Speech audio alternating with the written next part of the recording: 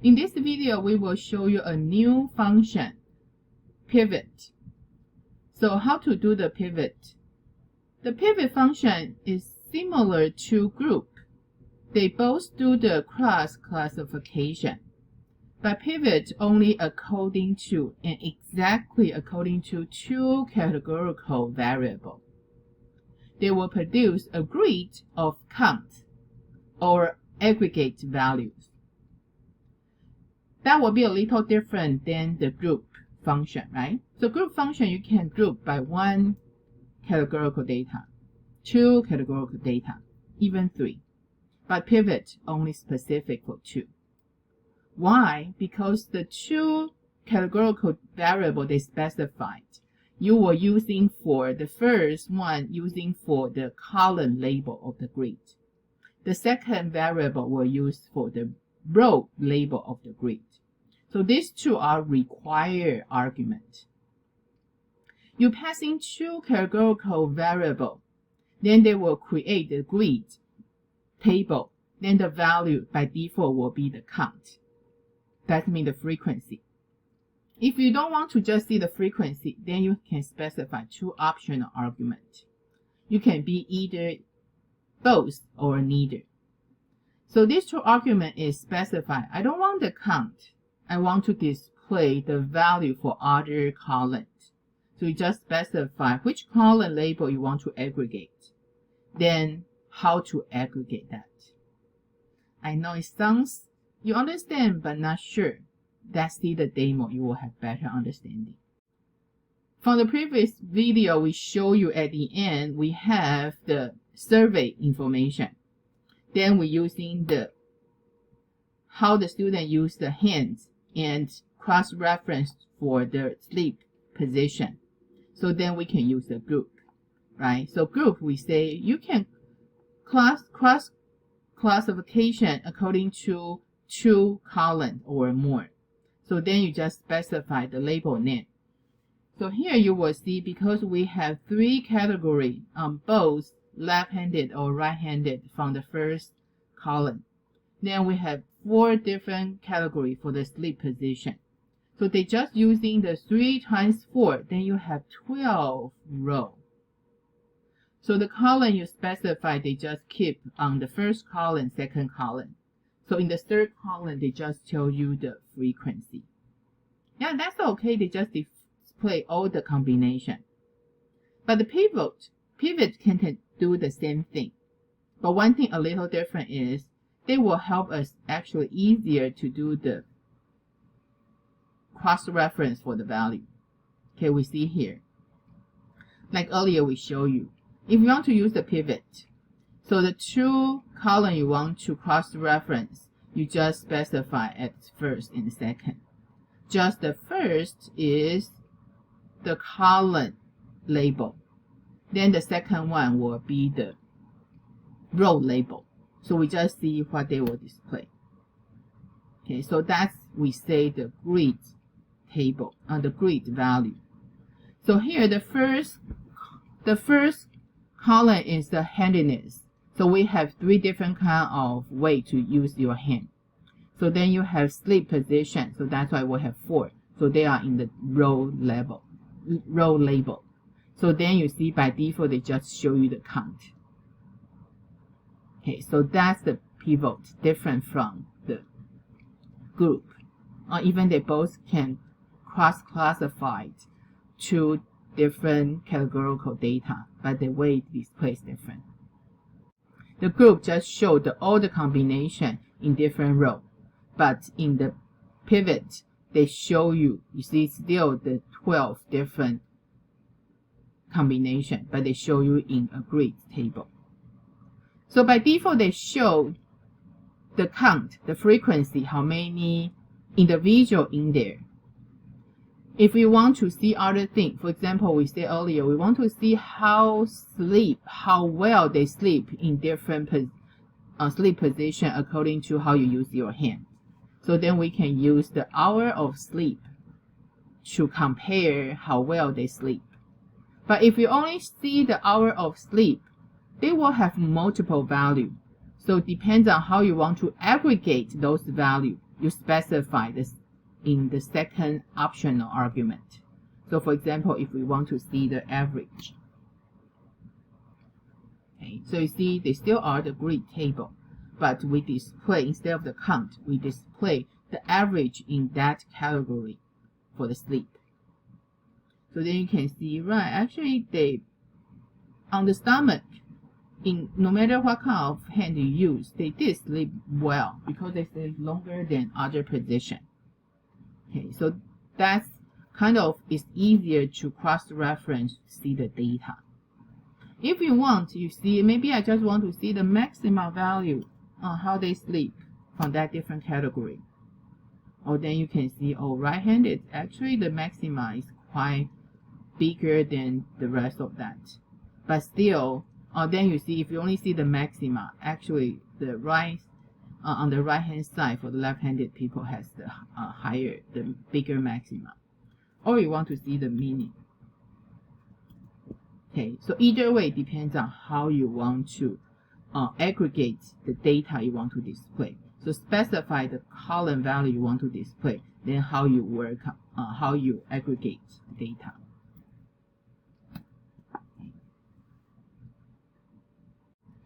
After you see the demo, it's much better to understand this slide now, right? So the pivot can cross-classify according to exact two categorical variables. They produce a grid of the count by default, or aggregated values. Two require argument in the first two arguments. That's your two categorical variable. You just choose one for the column labels. The second one, they were using all the category for the second for the row label. By default, they will display the count. But if we want to display something else, you just specify the two optional arguments. The first argument is which column value you want to display. So then what the function you want to use to aggregate with.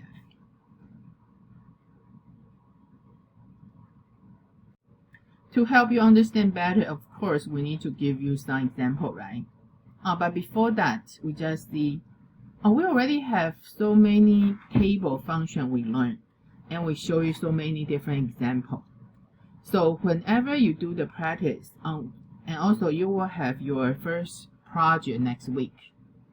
So how to solve a table manipulation problem?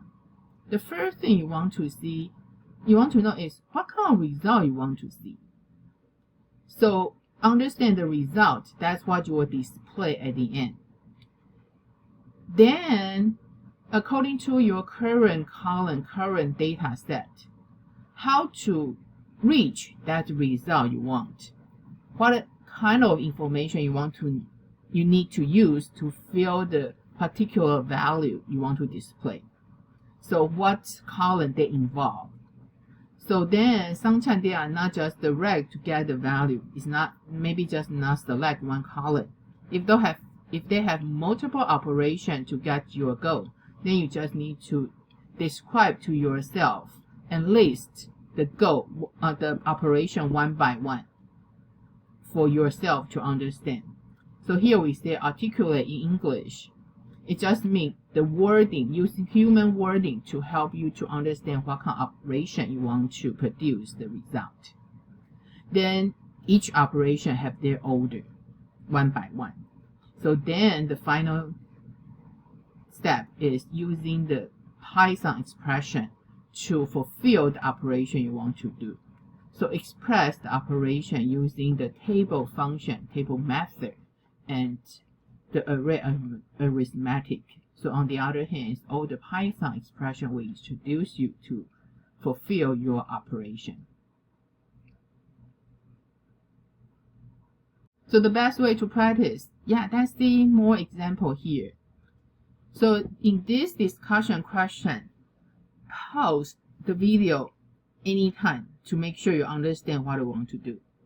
So in this discussion question, we have two. We have a new table we call sky. So in this new table, we list all the high tower with the name according to the age and the height, we have the information. So you can see that's all the height building. So those high buildings, they are in different cities. They made by different material. So you only see the concrete and the steel here. And also they have the third one is mixed combination for that. So that's our new table. So we want to know some information. We have all the city, we list all the city, the high tower here. So then we want to add to the first one. According to the table, can you give me each city, the tallest building for different material, display their height? Then the second question is, according to different city, can you give me the height difference between the tallest steel building and the tallest concrete building?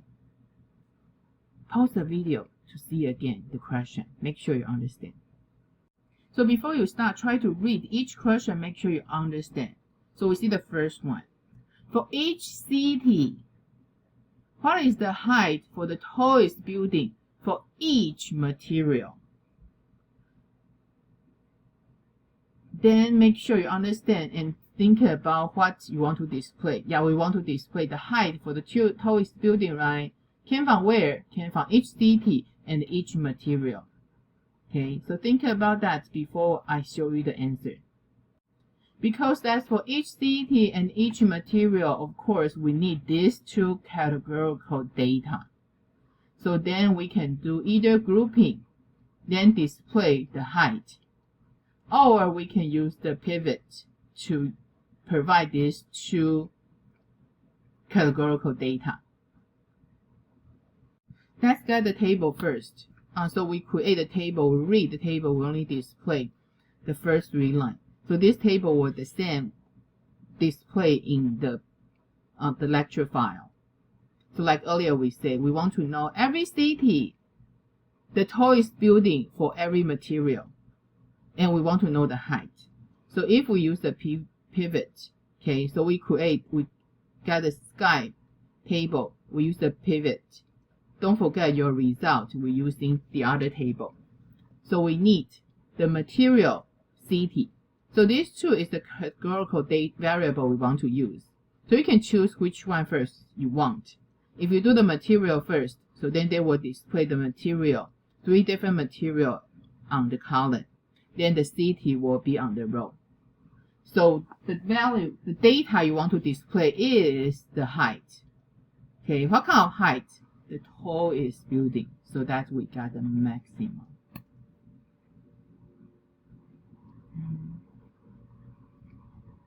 Observe the data, the table, see is that what you want. And make sure you understand. Pause the video anytime and try on your Jupyter notebook. Here, I just want to quickly show you. You see, right, by default, is the count. Okay, so then because we want to see for the height for the maximum building, so that's why we have the third argument and the fourth argument to specify the column we want to display and how to aggregate the data. Okay, so the pivot can get your answer, but also group can do that too. So that's why here I just want to show you the answer. If you want to use the group, you can specify the two columns in the first argument. Then you just have the maxima. But just one thing, you have to look at that yourself to find the height maxima. So we can see Atlanta and concrete is 264.25. And that will be the same as this one. Okay, then second question. For each city, what is the height differences between the tallest steel building and the tallest concrete building? So since we already got the tallest concrete building and steel building, so we just need to find the difference. Then we add to the sky P. Okay, so then you will see here, we're using the sky P as well. Okay, so then we just need to add one more column. Is the difference between the column of steel and column of concrete. Okay, so then you will see the differences. Yeah, so some are concrete is higher, some